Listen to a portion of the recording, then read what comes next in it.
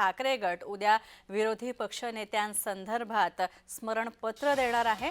विधानसभा अध्यक्ष राहुल नार्वेकर यांना हे स्मरणपत्र देण्यात येणार आहे। ठाकरे गटाच्या बैठकीत हा महत्त्वाचा निर्णय घेण्यात आलेला आहे। उद्धव ठाकरेंच्या उपस्थितीमध्ये ही बैठक पार पडली।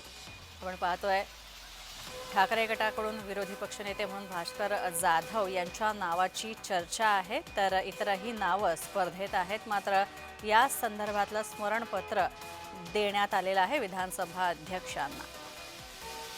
महेंद्र जोईल पुन्हा आमच्यासोबत उपस्थित आहेत, थेट त्यांच्याकडे जाऊयात।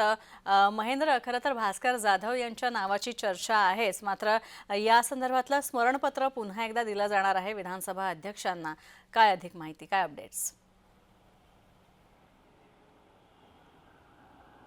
स्नेहा, आपण पाहिलं असेल मागच्या वेळेस जे आहे ते एकमताने येते महाविकास आघाडीकडून भास्कर जाधव यांच्या नावाची जी आहे ती चर्चा होती। त्या पद्धतीचं त्यांचं जे ते पत्रही विधानसभांना अध्यक्षांना देण्यात आलं होतं। मात्र मागचं अधिवेशनही विधानसभा अध्यक्षांविनाच जे आहे ते पूर्ण पार पडलं होतं। मात्र यावेळेस ही विधानसभा अध्यक्षांना हे स्मरणपत्र देण्यात येणार आहे आणि यावेळेस तरी विधानभवनात अधिवेशनामध्ये विरोधी पक्षनेता मिळेल का, हे ते स्मरणपत्र महाविकास आघाडीकडून आणि ठाकरे गटाकडून मुख्यतः हे पत्र आहे ते देण्यात येणार आहे।